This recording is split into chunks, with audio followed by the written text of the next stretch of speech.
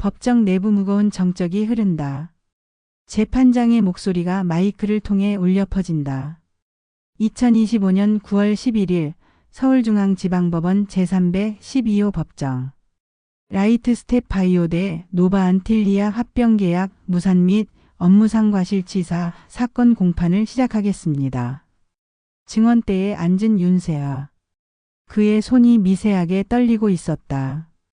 검사 박민주가 서류를 정리하며 일어선다. 증인 윤세아님, 선서하시겠습니다. 윤세아가 오른손을 들며 선서한다. 저 윤세아는 양심에 따라 숨김없이 사실대로 말할 것을 선서합니다. 방청석이 가득하다. 첫 번째 줄에는 검은 옷을 입은 유가족들이 앉아 있다. 기자들이 펜과 노트북을 준비하고 있다. 구석진 자리에는 문정호 씨가 조심스럽게 앉아 있다. 증인께서는 2025년 3월 18일 오후 2시 30분 노바안틸리아와의 합병계약 서명식에서 서명을 거부하셨습니다. 그 이유를 구체적으로 말씀해 주십시오. 서명을 거부한 것이 아닙니다. 보류했습니다. 그날 오전 18년 전부터 숨겨져 있던 중대한 증거가 발견되었기 때문입니다. 정장을 입은 중년 남성이 고개를 숙이고 있다. 도와준 전 재무총괄이다.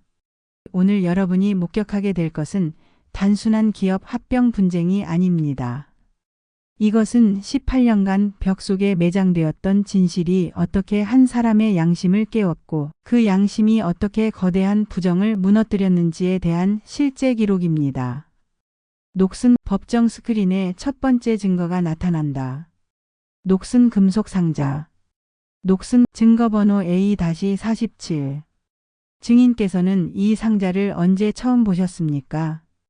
2025년 3월 18일 오전 11시. 합병 서명 3시간 30분 전이었습니다. 라이트 스텝 바이오 본사 17층 대회의실. 유리병 너머로 서울 시내가 내려다 보인다. 윤세아가 합병 계약서를 검토하고 있다. 두께 4cm는 돼 보이는 방대한 문서다. 비서 김유진이 들어온다. 이사님, 노바안틸리아 측에서 최종 확인 전화 왔습니다. 오후 2시 30분 정시에 시작한다고 하네요. 알겠습니다. 준비는 다 됐나요? 네, 언론 40여 곳, 애널리스트 20명, 주주 대표들까지 총 150명 정도 참석 예정입니다. 그때 회의실 문이 조심스럽게 열렸다. 문정호 경비원이 들어왔다. 그의 손에는 오래된 금속 상자가 들려 있다. 이사님, 죄송합니다. 갑자기 찾아와서. 정호 씨, 무슨 일이세요? 이것을 드려야 할 것 같아서요. 그가 상자를 회의 테이블 위에 조심스럽게 올려놓는다. 상자 표면에는 먼지가 두껍게 쌓여 있고 모서리는 녹이 슬어 있다. 18년 전에 제가 벽 속에 넣어둔 겁니다. 어제 밤에 꺼냈어요. 윤세아가 상자를 바라본다. 뭔가 불길한 예감이 든다. 왜 지금이에요? 그때 저한테 이걸 맡긴 분이 때가 되면 알아서 꺼내라고 했거든요. 그때가 지금인 것 같아서요. 그 상자를 누가 정호 씨에게 맡겼는지 아셨습니까? 그때는 몰랐습니다. 나중에야 알게 되었죠. 상자를 열어보셨을 때 기분이 어땠습니까? 무서웠습니다. 18년 동안 숨겨져 있던 것들이 나올 때에 그 무게감이. 방청석에서 작은 흐느낌 소리가 들린다. 장미래의 어머니가 손수건으로 눈을 닫고 있다. 증인, 상자 안에 무엇이 들어있었는지 법정에 말씀해 주십시오. 카세트 테이프 2개, 손으로 쓴 실험 일지, 그리고 목소리가 떨린다. 폴라로이드 사진 5장이 들어있었습니다. 폴라로이드. 법정 스크린에 오래된 카세트 테이프가 확대되어 보인다. 라벨에는 2007년 5월 18일 밤 11시 30분이라고 손글씨로 적혀 있다. 첫 번째 테이프를 재생하겠습니다. 법정이 조용해진다. 모든 시선이 스피커에 집중된다. 스피커에서 나오는 거친 음성. 야, 이거 큰일 났다. 용매 탱크가 완전히 터졌어. 얼마나 새어나갔어? 한 300리터는 좋기. 바닥에 다 고여 있고. CCTV는? 아까 정전 때 리셋됐어. 다행히 저장된 것도 없고. 누출 로그는? 지우자. 오늘 밤이면 흔적 다 사라져. 잡음이 섞인 웃음소리가 들린다. 보험사가 내일 와. 그 전에 정리 다 끝내자. 테이프가 멈춘다. 법정이 숨막히는 정적에 휩싸인다. 이 대화가 2007년 5월 18일, 즉 화재 발생 당일 밤에 녹음되었다는 것이 음성 분석을 통해 확인되었습니다. 방청석에서 웅성거림이 일어난다. 두 번째 테이프도 재생하겠습니다. 스피커에서 다른 음성이 들린다. 상황이 어떻게 되고 있나요? 상황이 정리 중입니다. 내일까지는 완벽하게. 완벽하게가 아니라 완전히 흔적이 하나라도 남으면 우리 다 죽어. 알겠습니다. 그런데 장미래가 장미래가 뭐? 마지막에 뭔가 적어 놓은 것 같아요. 실험 노트에. 찾아서 처리해. 그리고 이 대화는 없던 일이야. 알겠어? 네, 과장님. 테이프가 끝난다. 방청석의 유가족석에서 거친 숨소리가 들린다. 장밀의 어머니가 의자를 잡고 몸을 지탱하고 있다. 증언대에 문정호가 앉는다. 70대 후반 검은 정장을 입었지만 어색해 보인다. 떨리는 손으로 물잔을 든다. 문정호 씨, 법정에서 선서하시겠습니다.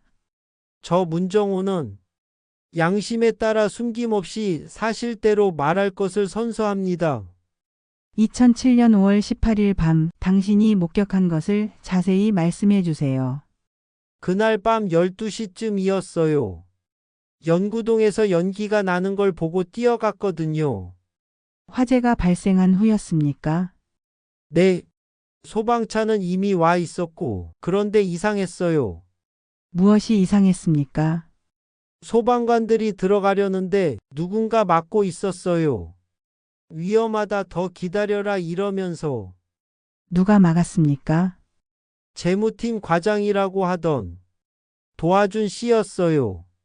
방청석에서 웅성거림이 일어난다. 그는 여전히 고개를 숙이고 있다. 그분이 저를 불러서 문 씨, 나중에 일이 있을 테니. 도와달라고 하더라고요.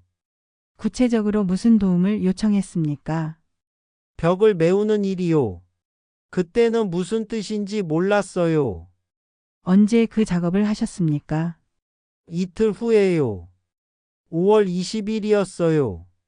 새벽 4시에 불러서 혼자 하라고 했어요. 그때 이 상자를 받으셨나요? 네, 이걸 벽 속에 넣어두고 나중에 필요하면 꺼내라고 했어요. 왜 18년이나 기다리셨습니까? 무서웠어요. 뭔가 큰일에 휘말릴 것 같아서. 그런데 어제 뉴스에서 합병 소식을 보니까 이대로는 안 되겠다 싶었어요. 상자를 열어보신 적이 있습니까? 18년 동안 한 번도. 어제 처음 열어봤어요. 그리고 너무 놀랐어요. 무엇이 가장 충격적이었습니까? 테이프에서 웃음소리가 나는 거예요. 사람들이 죽었는데 웃고 있더라고요. 문정호의 목소리가 떨린다. 법정이 숙연해진다. 라이트 스텝 바이오 2007년 5월 18일 밤 10시. 라이트 스텝 바이오 연구동 내부. 실험실에서 3명의 연구원이 야근을 하고 있다. 장미래 25세, 박준호 28세, 이수민 26세. 장미래가 실험 노트에 뭔가를 적고 있다. 이상해. 용매 압력이 계속 올라가고 있어. 안전 밸브는 작동이 안 돼. 수동으로 해야 할 것 같은데. 그때 실험실 문이 열리고 도와준이 들어온다. 늦게까지 고생하네. 오늘은 이만 정리하지 그래. 아직 실험이 끝나지 않았어요. 용매 처리까지 마쳐야. 내일 해도 되잖아. 너무 무리하지 마. 그가 나간 후 장미래가 계속 노트에 뭔가를 적는다. 뭔가 이상해. 압력 게이지가 빨간색인데 알람이 안 울려. 시설팀에 연락해 볼까? 응, 해봐. 박준호가 내선 전화를 든다. 시설팀입니까? 영구동 3층 용매실의 문제가. 네. 지금 점검 중이라고요? 장미래와 박준호가 서로를 바라본다. 점검. 우리한테 연락도 없이. 그때 갑자기 정전이 된다. 비상등만 깜박인다. 다음 증인을 소환하겠습니다. 김소영 씨 나오십시오. 휠체어를 탄 40대 여성이 법정으로 들어온다. 왼쪽 다리가 의족인 것을 알 수 있다. 김소영 씨 2007년 당시 라이트 스텝 바이오 연구원이셨죠? 네, 그렇습니다. 화재 당일 연구동에 계셨나요? 네. 장미래, 준호, 수민이와 함께 야근을 하고 있었어요. 화재가 어떻게 발생했는지 기억하십니까? 밤 10시 40분쯤. 갑자기 정전이 됐어요. 그리고 5분 후에 연기와 탄내가 나기 시작했어요. 그때 어떻게 하셨습니까? 미래가 빨리 나가자고 했어요. 그런데 수민이가 화장실에 있어서 찾으러 갔어요. 장미래 씨는 어떻게 하셨습니까? 저를 밖으로 밀어냈어요. 빨리 가, 나는 애들 찾아서 나갈게라고 했어요. 김소영의 목소리가 떨리기 시작한다. 그게 미래한테 들은 마지막 말이었어요. 장미래 씨가 마지막에 뭔가 발견한 것이 있었나요? 네. 제가 나가면서 뒤를 돌아봤을 때 미래가 용매실 문 앞에서 뭔가를 보고 있었어요. 무엇을 보고 있었습니까? 밸브가 잠겨 있었어요. 안전 밸브가 수동으로 잠겨 있었다고 나중에 들었어요. 방청석에서 탄식 소리가 들린다. 미래가 마지막에 소리쳤어요. 누가 이걸 잠갔어? 왜 안전장치가? 그 다음은 기억나지 않아요. 장미래의 실험 노트. 법정 스크린에 불에 탄 노트가 나타난다. 가장자리는 타서 검게 변했지만 글씨는 선명하게 남아있다. 이것은 장미래 씨가 화재 당일 작성한 실험 노트입니다. 화면에 손글씨가 확대되어 나타난다. 2007년 5월 18일 밤 10시 30분 용매탱크 압력 급상승. 안전밸브 작동 불량. 밤 10시 35분 시설팀 연락했으나 점검 중이라는 답변. 사전 공지 없음. 밤 10시 40분 정전 발생. 비상등만 작동. 용매 냄새 심함. 밤 10시 45분 안전밸브가 수동으로 잠겨 있음을 확인. 누가? 왜? 밤 10시 47분 마이너스 대피 지시등 작동 안음. 수동으로 동료들 대피시킴. 마지막 기록 밸브를 누가 잠갔는지 확인해야 함. 이것은 사고가 아님. 글씨가 여기서 끝난다. 법정이 조용해진다. 필적 감정 결과 이 노트는 화재 직전까지 장미래 씨가 직접 작성한 것으로 확인되었습니다. 특히 마지막 줄 이것은 사고가 아님. 라는 문장을 주목해 주시기 바랍니다. 방청석에서 흐느끼는 소리가 커진다. 장미래의 어머니. 60대 중반의 여성이 검은 한복을 입고 증언대에 앉는다. 그녀의 눈은 이미 빨갛게 부어있다. 유명순 씨, 장미래 씨의 어머니시죠? 네, 그렇습니다. 따님에 대해 간단히 소개해 주시겠습니까? 미래는 화학을 너무 좋아했어요. 어려서부터 실험하는 것을 좋아해서 대학에서 화학공학을 전공했고요. 라이트 스텝 바이오에 입사한 이유가 있었나요? 신약 개발을 하고 싶다고 했어요. 사람들에게 도움이 되는 일을 하고 싶다고. 유명순의 목소리가 메인다. 화재 당일 따님과 마지막으로 통화하신 것이 언제입니까? 저녁 9시 30분쯤. 야근한다고 전화 왔어요. 그때 딸분이 뭐라고 하셨습니까? 엄마, 뭔가 이상해. 용매 냄새가 너무 심해. 그런데 윗사람들이 괜찮다고만 하라고 해요. 다른 말씀은 없으셨나요? 엄마, 내가 만약에 무슨 일이 생기면 진실을 꼭 밝혀줘라고 했어요. 그때는 무슨 뜻인지 몰랐는데 유명순이 더 이상 말을 잇지 못한다. 18년 동안 어떤 심정으로 지내셨습니까? 매일 궁금했어요. 미래가 왜 죽어야 했는지, 정말 사고였는지. 오늘 이 법정에서 진실이 밝혀지고 있는데 어떤 기분이십니까? 미래야, 엄마가 약속 지켰어. 진실을 찾아냈어. 유명순이 흐느끼며 고개를 숙인다. 법정이 숙연해진다. 조작된 보험 서류. 법정 스크린에 보험 손해사정 보고서가 나타난다. 다음은 2007년 화재 당시 작성된 보험 손해사정 보고서입니다. 보험 조사관 출신 증인이 증언대에 선다. 이철민 손해사정사 저는 당시 이 사건을 담당했던 이철민입니다. 조사 과정에서 이상한 점이 있었습니까? 많았습니다. 우선 현장 접근이 제한적이었어요. 누가 제안했습니까? 회사 측에서 안전상 문제라며 특정 구역 출입을 막았어요. 특히 용매실 근처요. 조사에 영향이 있었나요? 물론입니다. 그리고 온도 곡선 데이터가 일부 누락되어 있었어요. 스크린에 그래프가 나타난다. 중간 부분이 비어 있다. 화재 발생 30분 전부터 발생 시점까지의 온도 데이터가 완전히 사라져 있었어요. 그 시간대가 왜 중요합니까? 용매 누출이 언제 시작됐는지 알 수 있거든요. 그런데 그 부분만 깔끔하게 삭제되어 있었어요. 의도적이라고 보셨나요? 의심스러웠죠? 하지만 압력이 있었어요. 어떤 압력입니까? 큰 그림을 봐라. 회사도 피해자다. 이런 말들을 들었어요. 누구로부터의 압력이었나요? 직접적으로는 말씀드리기 어렵습니다.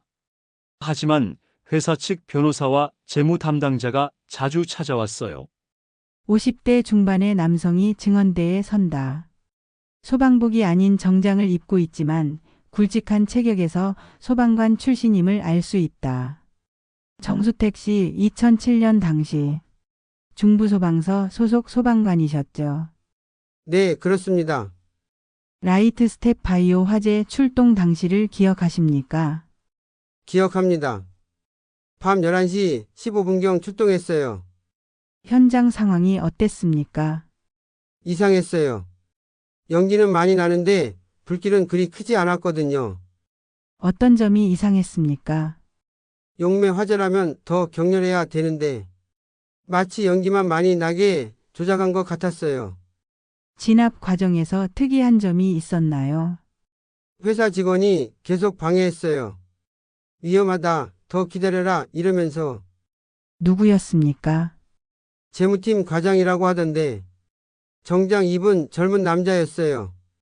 방청석에서 웅성거림이 일어난다. 그 사람이 계속 내부 가스 누출 위험이 있다며 진입을 막았어요. 근데 저희가 측정해보니 가스 농도는 정상이었거든요. 그럼에도 진입을 막았습니까? 네.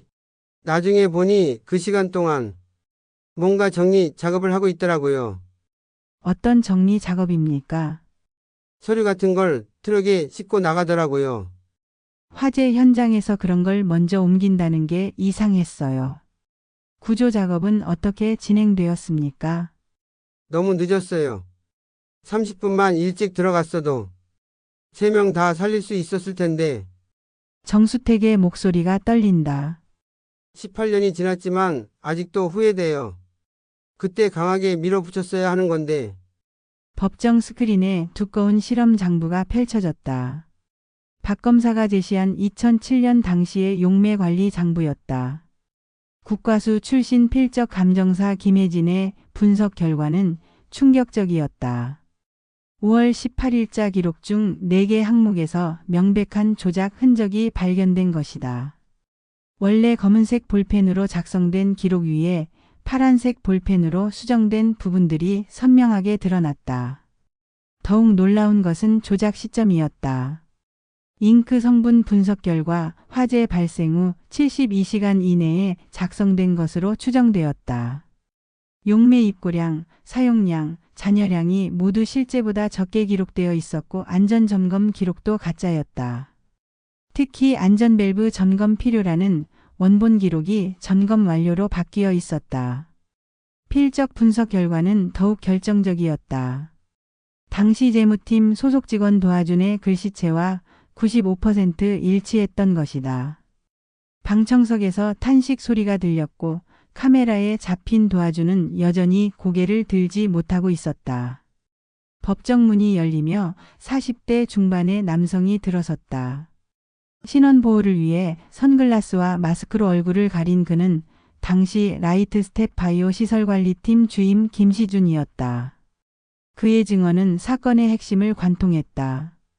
화재 당일 오후 9시경 평소 연구동에 올 이유가 없던 재무팀의 도하준 과장이 나타났다는 것이다. 그리고 김시준은 CCTV 관제실에서 충격적인 장면을 목격했다. 도하준이 용매실 안전 밸브를 수동으로 잠그고 압력 경보 시스템을 끄는 모습을. 하지만 그는 18년 동안 침묵했다. 도하준으로부터 받은 5천만 원의 입막음 돈 때문이었다. 그 대가로 그가 치른 것은 지옥 같은 나날들이었다. 매일 죄책감에 시달리며 술로 버텼고 결국 가족마저 잃었다. 이제라도 말해야겠다고 생각했어요. 죽은 사람들에게 미안해서. 떨리는 목소리로 토해낸 그의 고백은 법정을 숙연하게 만들었다. 드디어 사건의 핵심 인물 도하준이 증언대에 섰다. 50대 중반, 한때 잘 나갔을 법한 모습이었지만 지금은 몰골이 초췌했다. 변호인 이성우는 그를 회사의 어려운 상황에 내몰린 피해자로 포장하려 했다. 도하준은 작은 목소리로 당시 상황을 설명했다. 회사의 경영난, 부족한 연구개발비, 투자자들의 지속적인 압박, 비용 절약을 위해 안전관리를 소홀히 했다고 인정했다. 하지만 박 검사의 날카로운 반박이 이어졌다. 단순한 소홀함이 아니라 의도적인 조작이었다는 것이다.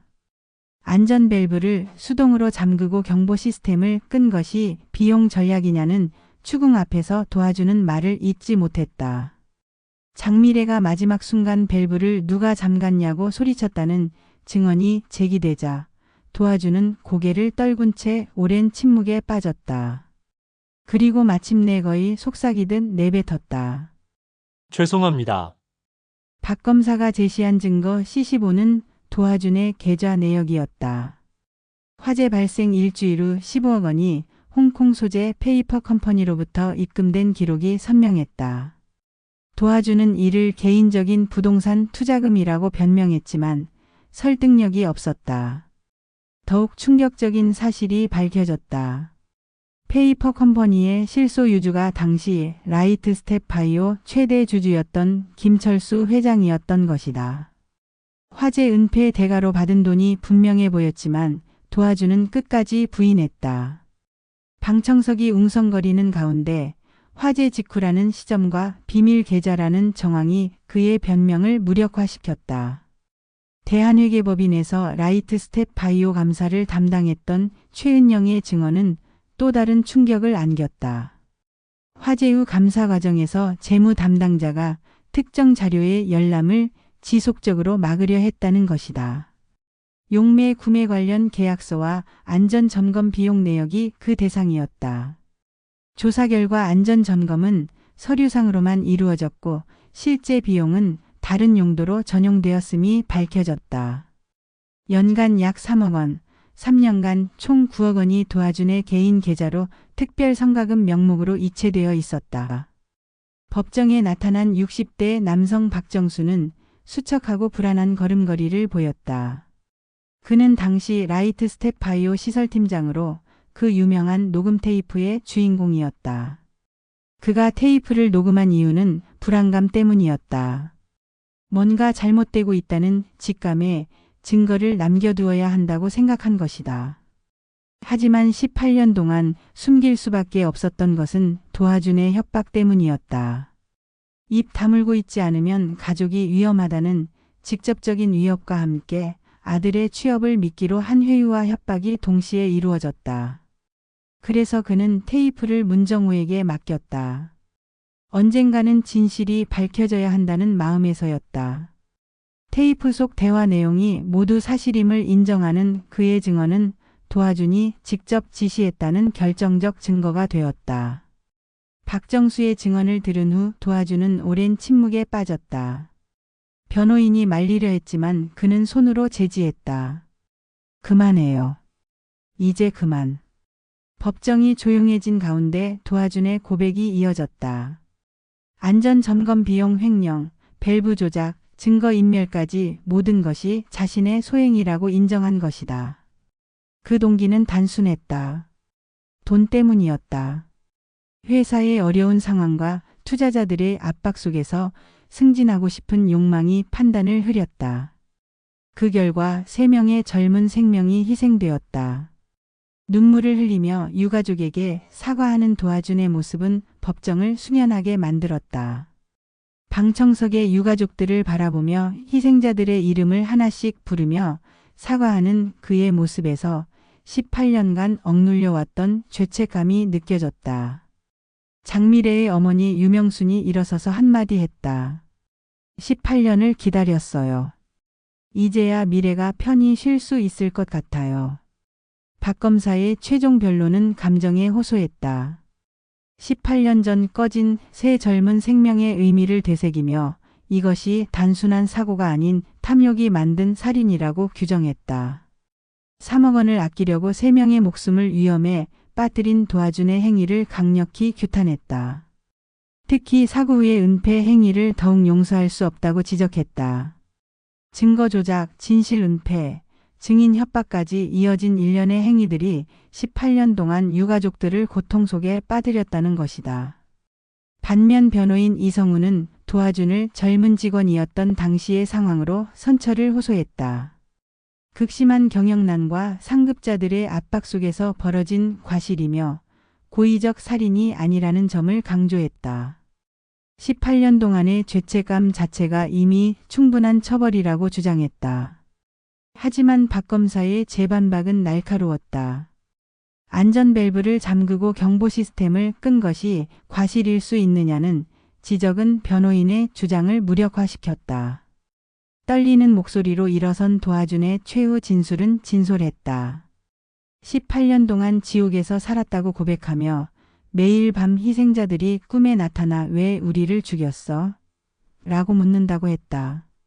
승진과 돈에 대한 욕망이 생명을 가벼이 여기게 만들었음을 인정했다. 변명하지 않겠다고 선언하며 자신이 저지른 일을 탐욕이 만든 살인이라고 규정했다. 유가족석을 향해 절하며 용서를 구하지 않겠다고 했다. 용서받을 자격이 없다는 것을 알기 때문이었다. 다만 이제라도 진실을 말할 수 있어서 조금은 마음이 편하다는 말로 진술을 마쳤다. 재판장의 판결 선고가 시작되었다. 법정의 모든 사람들이 숨을 죽이고 기다렸다. 도하준에 대한 판결은 다음과 같았다. 업무상과실치사 3건에 징역 5년, 증거인멸에 징역 2년, 허위공문서 작성에 징역 1년, 업무상횡령에 징역 3년. 하지만 범행 후 진실 은폐와 다수 피해자를 고려하여 각 형을 가중 최종 징역 12년이 선고되었다. 또한 피해자 유가족에게 각각 30억 원씩 총 90억 원의 배상금 지급과 함께 라이트 스텝 바이오에는 안전관리 시스템 전면 개편과 진실화해 위원회 설치가 명령되었다. 방청석에서 터진 박수 소리와 함께 유가족들이 서로 껴안으며 우는 모습이 보였다. 18년 만의 정의였다. 새로 지어진 라이트 스텝 바이오 연구동 입구에는 추모 명판이 세워졌다. 장미래, 박준호, 이수민을 기리며 마이너스 안전은 선택이 아닌 의무입니다. 라는 문구가 새겨져 있었다. 윤세아가 명판 앞에서 흰 국화를 올리고 있었다. 합병은 무산되었지만 라이트 스텝 바이오는 오히려 더 강해졌다.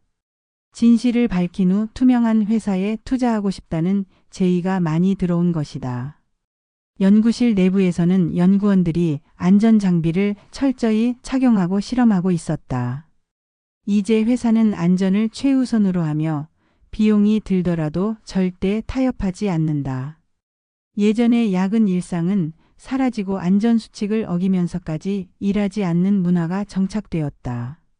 장미래의 어머니 유명수는 딸의 묘소 앞에 앉아 있었다. 미래야, 엄마가 약속 지켰어. 진실을 밝혀냈어라고 속삭이며 묘비를 쓰다듬었다. 사랑하는 딸 장미래 진실을 위해 싸우다라고 새겨진 묘비 앞에서 그녀는 딸이 마지막에 남긴 기록 덕분에 진실이 밝혀졌다며 고마움을 표했다. 박준호의 아버지도 마음의 짐을 덜었다. 18년 동안 아들이 왜 죽어야 했는지 몰라서 더 힘들었지만 이제야 아들이 안전을 위해 싸우다 죽었다는 것을 알게 되어 자랑스럽다고 했다. 새 연구동에서 청소를 하고 있는 문정호는 18년이라는 긴 시간을 되돌아봤다. 벽에 상자를 넣을 때는 무슨 뜻인지 몰랐지만 시간이 지나면서 뭔가 잘못됐다는 생각이 들었다고 했다. 합병 소식을 듣고 결심한 그의 용기가 진실을 밝혀내는 시발점이 되었다. 늦었지만 진실이 밝혀져서 다행이라며 이제야 잠이 온다고 고백했다. 18년간 묻혀있던 진실이 마침내 세상에 드러나면서 희생자들은 명예를 회복하고 유가족들은 위로를 받았다. 그리고 라이트 스텝 바이오는 진정한 의미의 새 출발을 할 수 있게 되었다. 이 이야기가 마음에 드셨다면 좋아요와 구독 부탁드립니다. 여러분의 관심이 더 나은 콘텐츠를 만드는 원동력이 됩니다. 다음 이야기도 기대해 주세요.